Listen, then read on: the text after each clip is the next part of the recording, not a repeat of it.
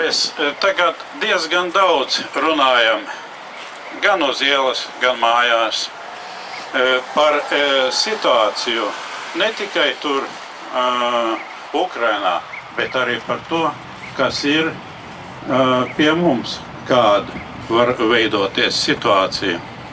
Un, ziniet, internetā pirms pāris dienām es izlasīju vienu tādu komentāru, arī tas bija saistībā ar Ukrainu, bet tas ir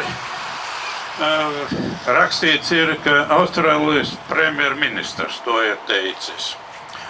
Un es arī vēlētos, lai manas valsts vadītāji būtu arī ar tādu attieksmi pret pamat nāciju, lai pie katra vārda nebaidītos izteikt savu aizstāvību latviešiem. Ja jau no preambulas pat baidās par valsts nācijas pieminēšanu, nedod Dievs kaut kur, kaut ko, kā tikai kādu ne tā aizvainos, nesapratīs un viss. Tad es atļaušos nolasīt to komentāru.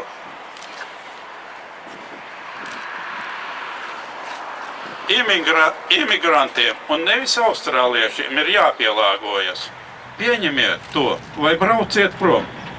Esam noguruši no tautas satraukuma, vai nav aizvainota kāda persona vai kultūra.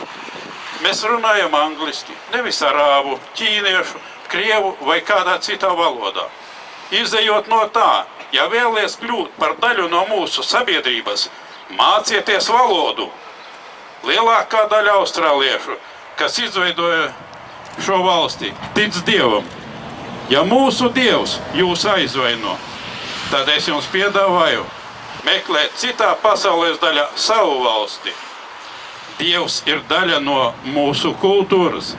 Mēs pieņemam jūsu ticību bez jautājumiem. Vienīgais, ko mēs prasām, pieņemiet mūs un dzīvojiet mierā un saticībā.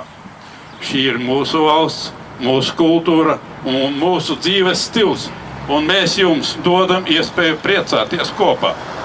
Bet pēc tam, kad būsiet beiguši vaimanāt un žēloties par mūsu karogu, zvērestu un reliģiskajām vērtībām, es vēlētos jūs iedvesmot, izmantot vēl vienu lielu Austrālijas brīvību, iespēju pamest valsti. Ja esat šeit nelaimīgi, brauciet prom. Mēs jums nelikām braukt šurp. Tā ka pieņemiet valsti, kuru esat izvēlējušies. Paldies jums visi klātesošie. Un paldies.